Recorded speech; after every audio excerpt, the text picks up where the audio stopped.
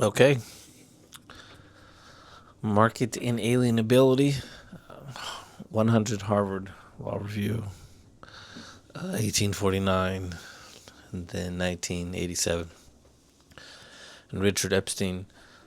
Why restrain alienation? 85, I believe, Columbia, L. Rev. 970, 1985. Back to the text. Some theorists argue that the sale of certain commodities undermines their transfer by superior means. For example, consider the supply of blood to hospitals. Two complementary means are used to ensure that blood is free from infection. A medical history is taken from the individuals who supply blood, and the blood is tested in laboratories. The individual suppliers are more likely to provide an accurate medical history when they give their blood away than when they sell it. Consequently, donated blood is freer from infection. This fact provides an economic rationale for obtaining blood by donations rather than purchases, but not a reason for prohibiting the sale of blood. Superscript 4, it reads, see Richard Tismis, The Gift Relationship from Human Blood to Social Policy, 1971, in which the author argues that inalienability is an efficient method of assuring quality control. See also Kenneth Arrow,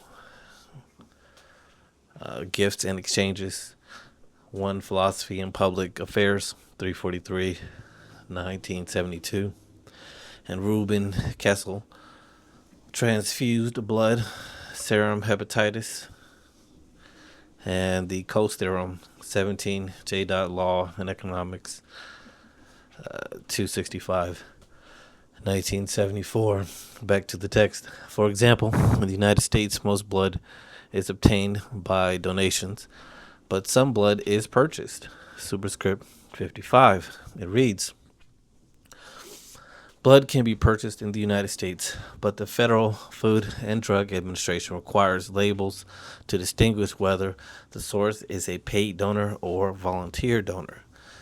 Note that nonprofit institutions that collect blood from volunteer donors usually sell it to hospitals.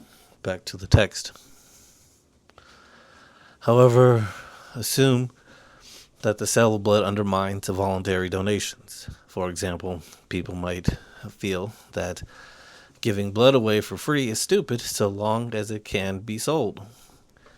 If these facts were true, then prohibiting the sale of blood might be necessary in order to divert transfers into the superior chain of gifts. Similarly, anthropologists have argued that markets destroy gift economies among tribal people.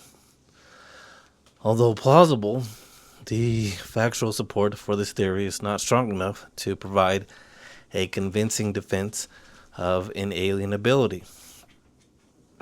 It seems, then, that inalienability rests on conventional morality and political philosophies that stress values other than Pareto efficiency. Question 5.28. Assume that every adult in a particular jurisdiction is eligible to serve as a juror. Panels of potential jurors are drawn by rotation from the qualified population. Currently, no jurisdiction allows someone called for jury service to hire a qualified replacement. Would society be better off if people were allowed to engage in a market for jurors? WebNode 5.7. As the technology for making the use of transplantable human organs improves, the demand for those organs has far outstripped the supply available under the inalienability rules. See our website and the box on inalienable bodily organs for a discussion of how a regulated market in human organs might significantly increase the supply.